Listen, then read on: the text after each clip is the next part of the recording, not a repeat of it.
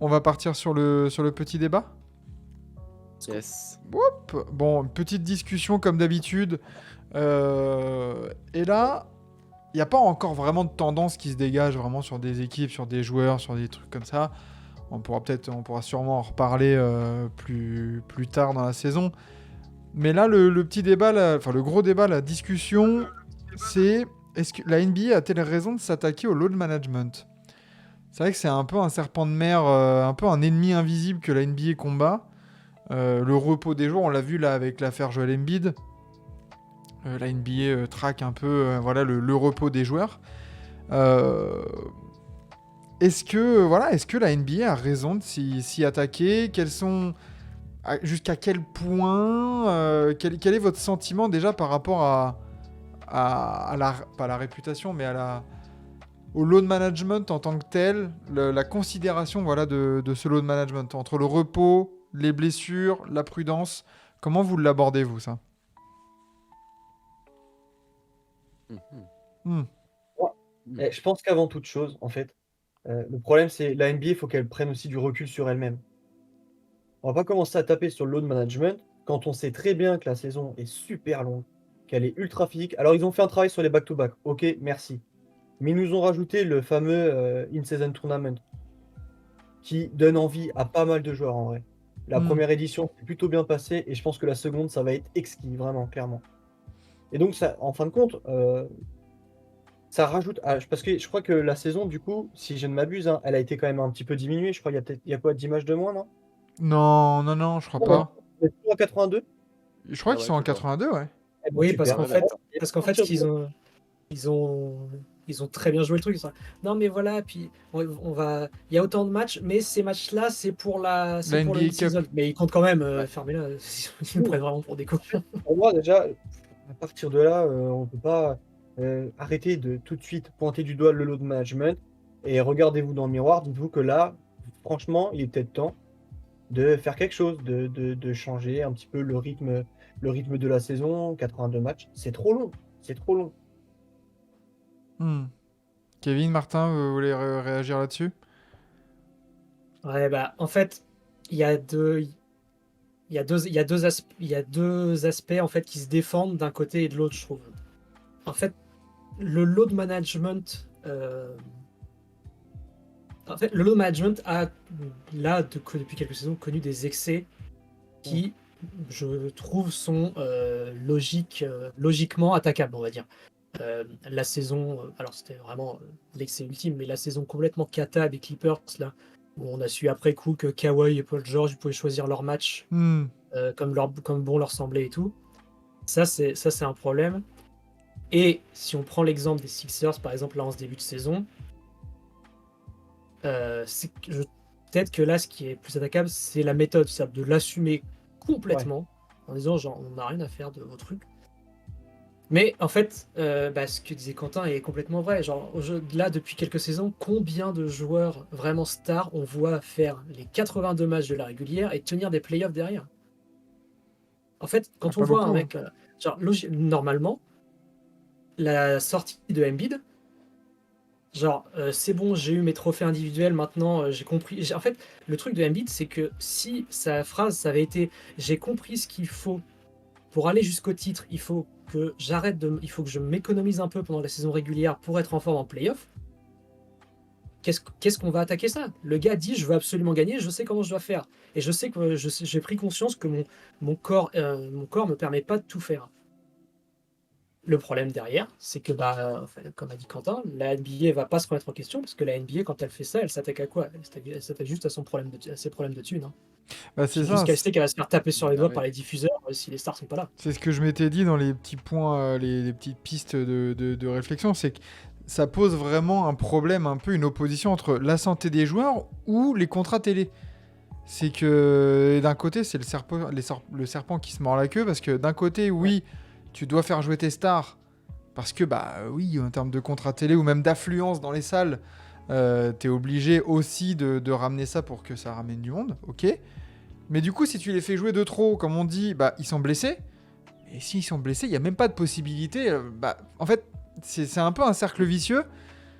Et je suis pas sûr que la solution vienne vraiment d'attaquer, comme vous dites, le load management, mais d'essayer de réformer un peu le calendrier, peut-être peut-être de commencer un peu plus tôt aussi, pas forcément commencer mi-octobre, mais début octobre. Donc du coup, tu gagnes 15 jours.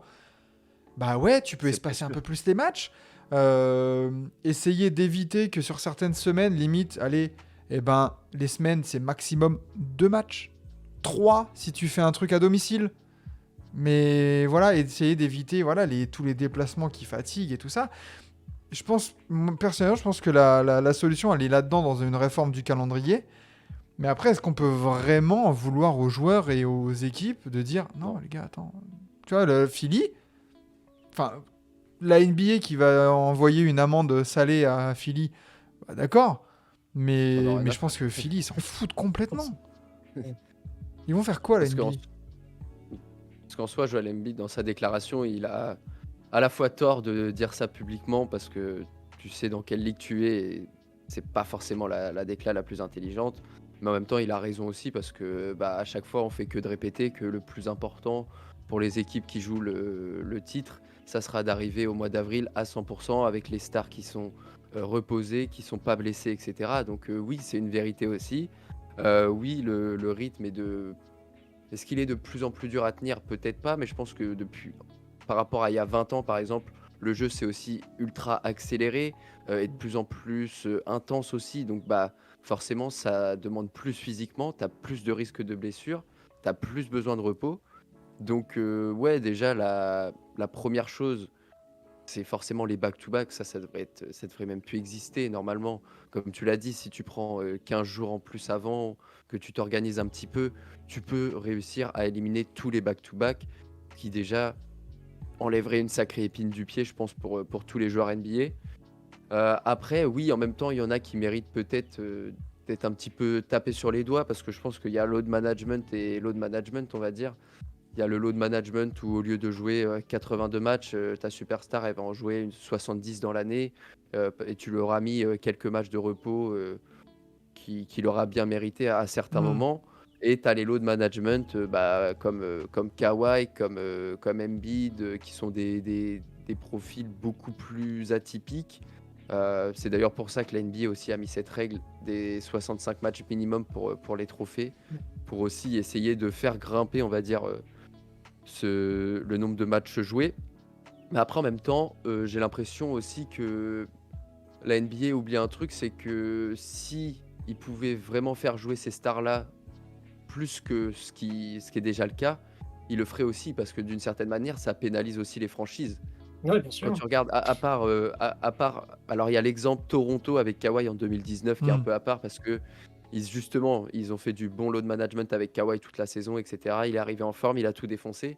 Mais sinon, ces dernières années, les équipes qui à chaque fois se galèrent et font du load management, au final, se retrouvent plus pénalisées qu'autre chose à la fin, je trouve.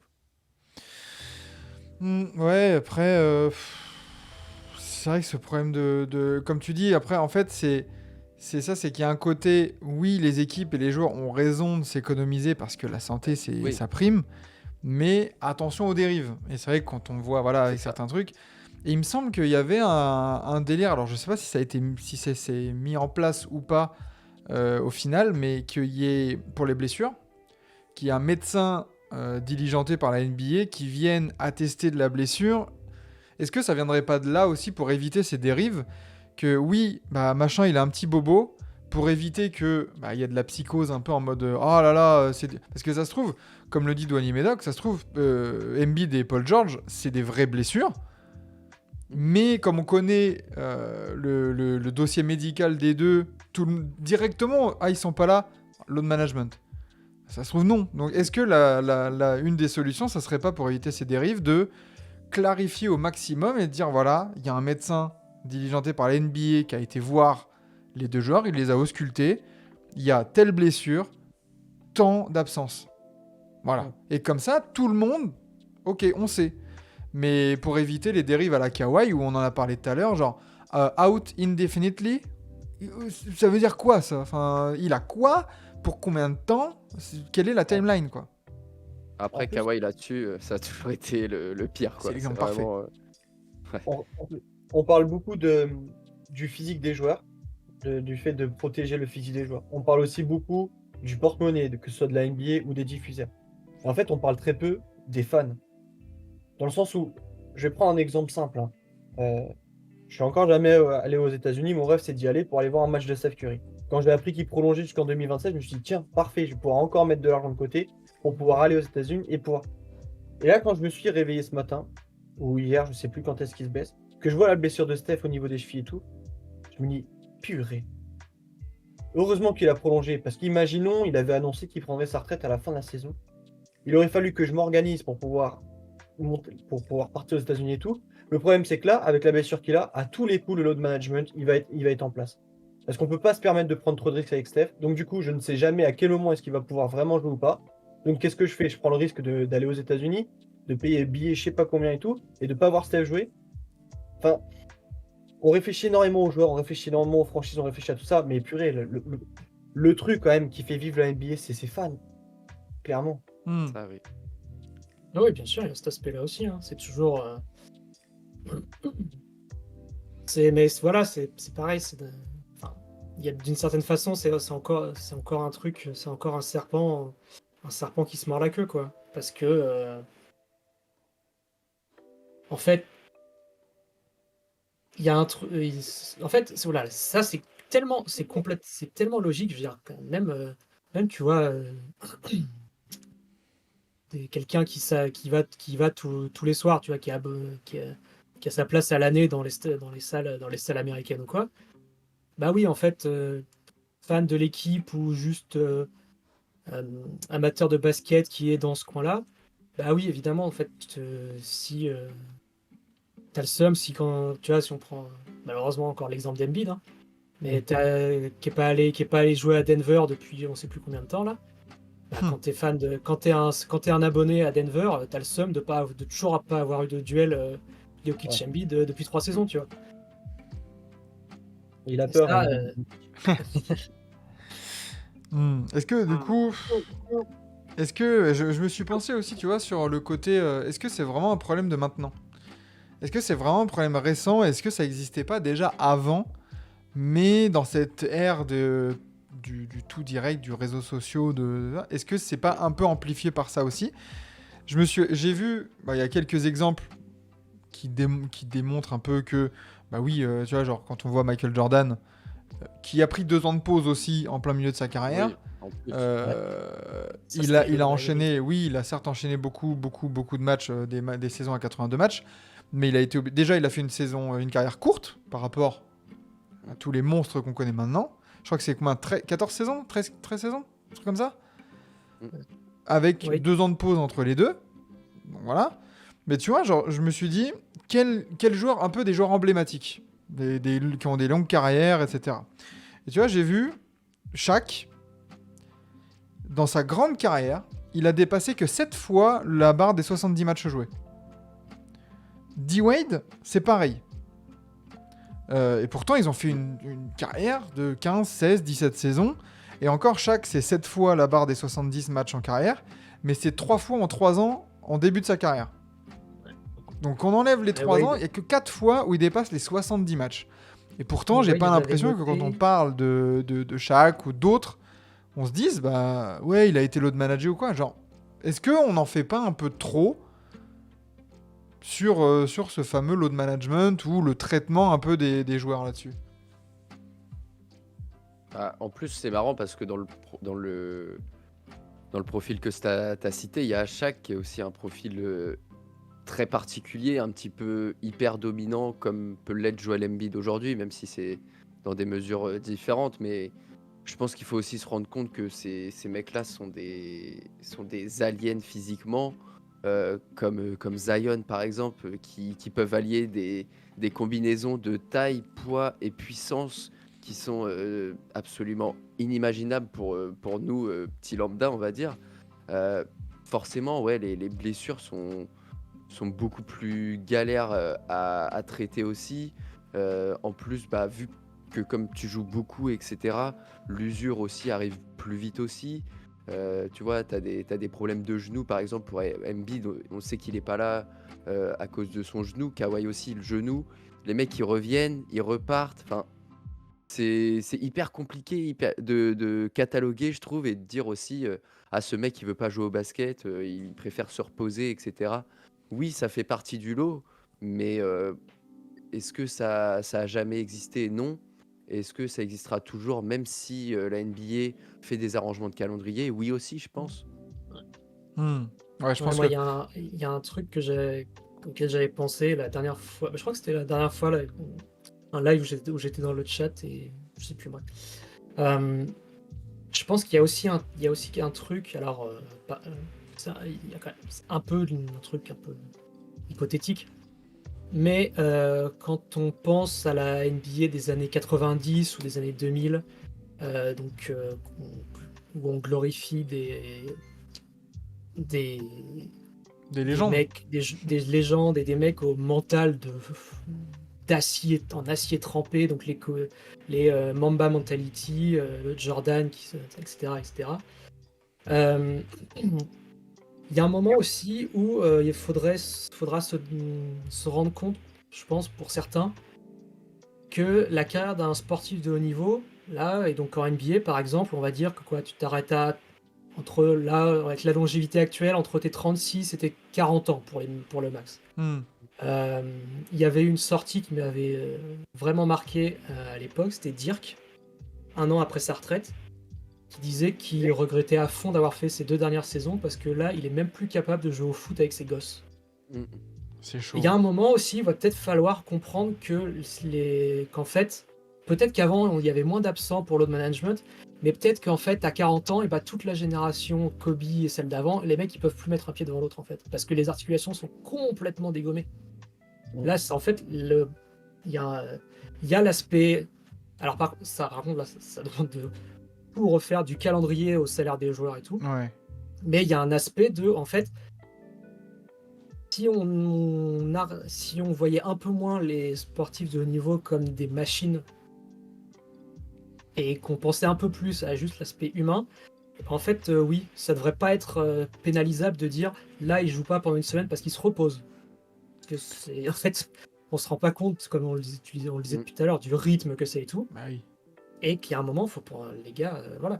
Alors, Mais tu- il y en a plein. Genre l'exemple de Dirk, je pense qu'il est un peu extrême Oui. parce qu'il n'avait pas non plus un physique, tu vois, de certains. Mais toi, je serais pas surpris que Ah, mais- si on entrait vraiment dans les détails, que des mecs de la génération 2000 et tout, Bah, tu vois, Kobe, il n'y avait pas de load management, mais en fait, ils jouaient la moitié du temps blessés. tu vois, tu en as parlé. Quand on regarde son nombre de matchs joués, de son année rookie à la fin, hein, il y a 71, 79. Les 2 premières saisons, il n'est pas titulaire. Donc, c'est pas non plus un big temps de jeu. La saison d'après, c'est un lockout, il y a 50 matchs, il les joue les 50, mais que 50 matchs. Après, 66, 68, 80, 82, 65, 66, 80, 77, 82, 82, 73, 82, 58, 78. Il y a sa grave blessure où il fait que 6 matchs. 35, 66. Donc, même limite le symbole de cette Mamba mentality de jouer et machin, quand tu regardes bien, la moitié de ces saisons pratiquement, et même un peu plus, bah il y a moins de 70 matchs. Et c'est tout à fait normal. Et c'est là où, bah en fait, comment contenter tout le monde? Ça serait quoi, vous, rapidement, parce qu'après on doit faire le 5 majeur, mais quel serait pour vous le premier axe de progression, on va dire, là-dessus, sur cette question-là? Bah, passer à 65 matchs. Hein. 65? Pourquoi est-ce qu'ils ont fixé une limite à 65 matchs pour les distinctions individuelles enfin, dans ce cas-là, si vous considérez que c'est un chiffre qui est important, posez-le en limite de matchs tout au long de la saison, en bas, terminé. Puis après, tu mets pas vraiment de limite pour le reste. Il y en a qui fait 50, 50, 55 matchs, bah, pas de souci, quoi. Je comprends pas, là, ce chiffre de 65, ça sort d'où, en fait? Ça doit être un doit être un prorata, truc genre du type 85% ouais. des matchs, ou je sais pas, un truc comme ça. C'est ça, ouais. Bien sûr certainement qu'au début, les médias, les diffuseurs vont pleurer, c'est sûr. Mais quand après, ils vont se rendre compte qu'ils vont avoir quasiment tout le temps les stars présentes lors des matchs, mais ça va être parfait pour eux.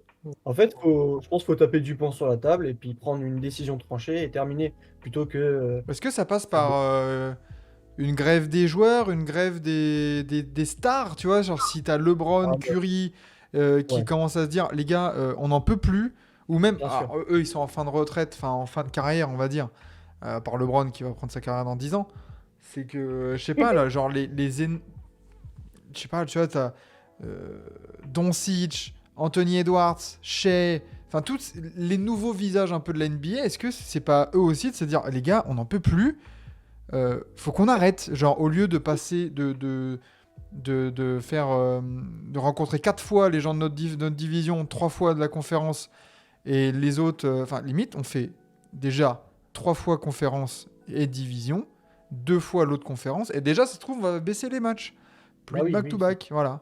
Est-ce que ça passe par une ouais limite les grosses stars là, les let's go grève ou un truc comme ça quoi. Ah bah, ouais, clairement. Bah, s'ils le font, ça va être incroyable, quoi. Et puis je pense qu'ils vont être rapidement écoutés, hein. Hmm. Ça passe façon, pas, ça passe plus par la NBA. Non, Adam Silver, il est dépassé. un gros truc comme la NBA, de toute façon, il n'y a qu'un seul endroit où tu peux taper, c'est dans le portefeuille. Mais c'est Tu fais- justement pour ça qu'ils se plaignent de load management aussi. C'est ça. Oui, bah, bien sûr. C'est là où Mais en fait, moi, bien sûr, ouais, baisser le nombre de matchs, c'est quelque chose qui serait idéal, mais je pense que c'est pas forcément réaliste parce que bah, forcément, ça ferait encore moins de matchs, etc. Même si peut-être que ça apporterait un peu plus de rareté au produit NBA en diminuant le nombre de matchs. Mais déjà, ouais, il y a des solutions quand même qui peuvent être à l'entre-deux. Je pense notamment, comme on a dit, allonger la saison déjà de 15 jours, 3 semaines, même un mois. Alors oui, tu auras des matchs qui déborderont un peu plus sur la saison de NHL, de NFL, etc. ouais, c'est Mais au bout d'un exactement ça moment, c'est aussi. peut-être pour un bien collectif, que ça soit au niveau des équipes, de l'institution de NBA, des fans, etc. Euh, et puis, juste pour finir sur le load management, je trouve qu'il y a aussi une catégorisation un petit peu, parce qu'en fait, bah, au final, le load management, c'est surtout des joueurs qui sont souvent blessés, qui ont souvent des blessures et qui ont besoin un peu de traitement particulier. Je pense à Anthony Davis, par exemple, qui avait fait depuis 5-6 ans, qui n'avait pas fait une saison au-dessus des 70 Hmm. matchs. Bah, l'année dernière, son corps le tient et bah, il en joue 76. Parce que avant tout, ces mecs-là, ils ont envie d'être sur le terrain, ils ont envie de jouer. Je pense que les cas de load management qui sont abusifs, il y en a quelques-uns. Ok, que la NBA se batte un petit peu contre cela, je peux comprendre. Mais accepter aussi que les joueurs et les stars bah, visent de jouer 70 matchs et pas 82, bah, ça, faut l'accepter aussi si t'es la NBA, je pense. Bravo. Eh Ouais, ben, je suis là-dessus, d'accord. là-dessus, je pense qu'on peut conclure un peu ce gros débat load management, ces grosses discussions. C'est vrai qu'il y a pas mal de pistes d'amélioration, on va dire, que ce soit, voilà, on l'a dit, hein, le calendrier, le nombre de matchs, les déplacements, les obligations aussi, on n'en a pas parlé, hein, mais les obligations des Ouais, c'est joueurs vrai. qui doivent aller ici et faire une réunion Bah oui. là et participer à un truc de charité. Alors, c'est bien, c'est beau, mais ça rajoute aussi de la fatigue et de la charge, donc Ouais, c'est clair. voilà, faut voir et on va voir, espérons qu'il y ait une discussion qui soit entamée peut-être pour éviter cette trop grande blessure.